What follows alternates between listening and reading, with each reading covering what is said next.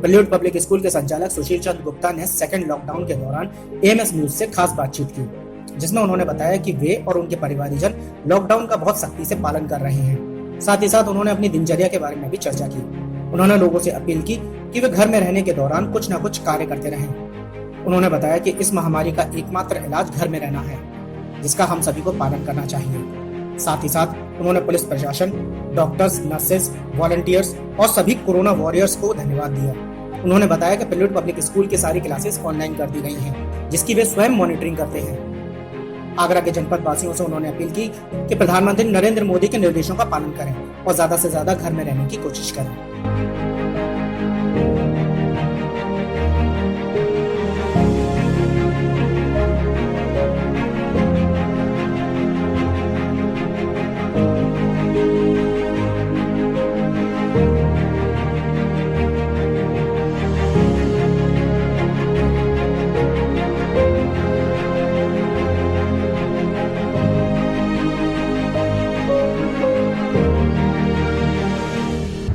आगरा की जनता वासियों को ये कहना चाहूँगा कि प्रधानमंत्री जी ने जो 3 मई तक सेकेंड लॉकडाउन जो शुरू किया है, उसका हम सबको पालन करना चाहिए और ये हमारी ही सेफ्टी के लिए है। सबसे पहले अगर हम ये नहीं समझेंगे कि अगर इसका हमने पालन नहीं किया तो सबसे पहले हमें ही इसका नुकसान उठाना पड़ेगा या हमारे परिवार वालों को उठाना पड़ेगा, तो मैं समझता हूँ कि बड़ा मुश्किल हो जाएगा। इसलिए सभी से उम्मीद है कि पूरी तरह से इस लॉकडाउन का पालन करें, कम से कम लोगों से मिलें और बिल्कुल घर से बाहर जाने की तो बात ही ना करें।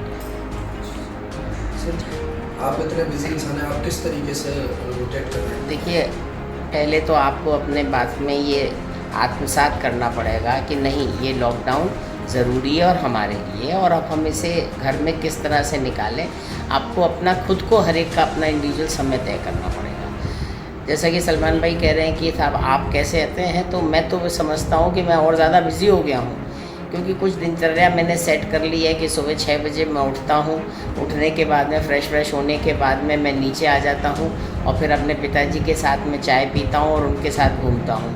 वो 91 वर्ष के हैं, उन्हें बड़ा अच्छा लगता है। अगर मैं 6:30 और 6:45 तक नहीं आता हूँ तो वो फ़ोन कर देते हैं, तो मैं उनके साथ घूमता हूँ। और इस समय में जो घूमने की जो मेरे स्टेप्स हैं वो दिन भर में करीब 10,000 से ज़्यादा हो गए हैं, जिससे मुझे बड़ी सेल्फ सेटिस्फेक्शन मिलता है। घूमने के बाद में मैं अखबार को पढ़ता हूँ। अखबार पढ़ने के बाद में 8:30-9 बज जाते हैं सब काम करने में।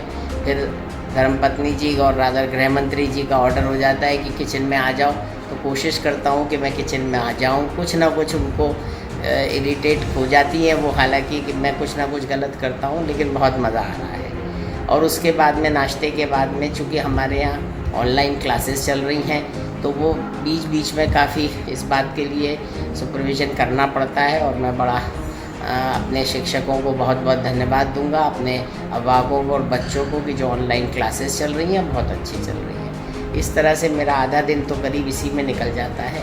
गार्डनिंग का देखना भी आपका कि गार्डनिंग वगैरह का भी आपको बड़ा शौक है खास?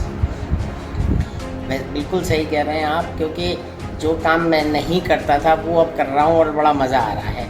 तो मैंने कह रखा है कि नहीं भाई, पानी मैं शाम को या मैं ही लगाऊंगा सब में, तो पाइप पकड़ के पानी लगाना, और उसके साथ साथ फिर सब परिवार वाले और जो होम जो नौकर घर पर ही रहते हैं 24 घंटे, उनके साथ बैठ के पानी लगाते हैं तो बड़ा मज़ा आता है। क्योंकि और कामों की तो बहुत ज़्यादा गार्डनिंग की जानकारी नहीं है, लेकिन मैं समझता हूँ पानी लगाने से बहुत अच्छा लगता है। सर, आप सुरक्षा यूज़ कर रहे हैं, किस तरीके का अपने घर वालों को सिक्योरिटी के बारे में बताना, प्रिकॉशंस के बारे में बताना? देखिए, बड़ा सीधी सी बात है कि हम लोग कोशिश यही कर रहे हैं कि बाहर से कोई ना आए। घर का ही एक ड्राइवर, 2 नौकर हैं जो 24 घंटे घर पर ही रहते हैं। घर पे उनका खाना बनता है, कोई भी घर से बाहर जाता नहीं है। बहुत ही रेयर जैसे आप लोग आ गए हैं, तो इसलिए कभी कभार एक्सपोज करना पड़ता है।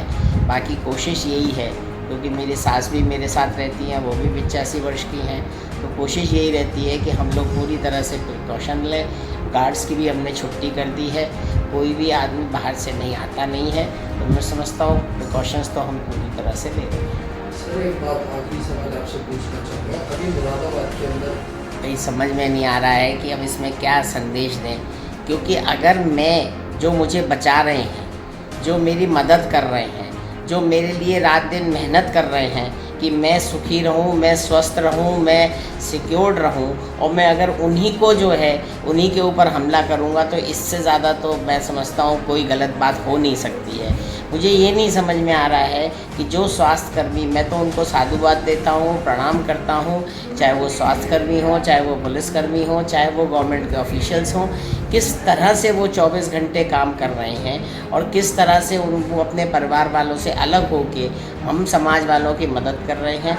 मैं समझता हूँ ये बहुत गलत हो रहा है, और मुझे ये कहने में कोई अतिशयोक्ति नहीं होगी कि जो भी इस तरह का काम कर रहे हैं उनको कहीं ना कहीं इस बात को समझना पड़ेगा कि वो ये बहुत काम गलत कर रहे हैं, और हम लोगों को भी उनको समझाना पड़ेगा, गवर्नमेंट को भी समझाना पड़ेगा कि वो ये ऐसा क्यों कर रहे हैं, और इससे वो खुद ही अपना भी और अपने परिवार वालों का भी गलत बुरा कर रहे हैं।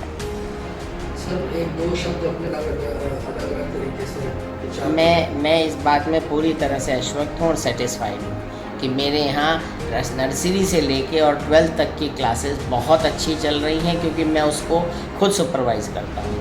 और हमने तो एक बच्चों का टाइम टेबल भी बना के सारी पब्लिक को दिया है, सारी मीडिया को दिया है, सब अपने पेरेंट्स को दिया है कि किस समय बच्चे उठें और कब सोएं और पूरा टाइम कैसे निकालें, कैसे वो संस्कार करें, किस समय वो फैमिली से खेलें, कब रिवीजन करें, कब ऑनलाइन क्लासेस को अटेंड करें, और वो बहुत अच्छा सराहा जा रहा है। और मैं अपने अध्यापकों को भी बहुत धन्यवाद देता हूँ कि वो पूरा कोऑपरेट कर रहे हैं, और शिक्षक बहुत ही मैं खुशनसीब हूँ कि मेरे को जितने भी शिक्षक हैं मेरे पास, वो सब पूरी तन्मयता से, पूरी ईमानदारी से काम कर रहे हैं, क्योंकि ये उनका एक धर्म भी है कि बच्चों को पढ़ाना है, और इसीलिए वो रखे हुए हैं। तो मुझे उनसे कोई शिकायत नहीं है, बल्कि मैं उनको बहुत बहुत आशीर्वाद और बहुत बहुत शुभकामनाएं।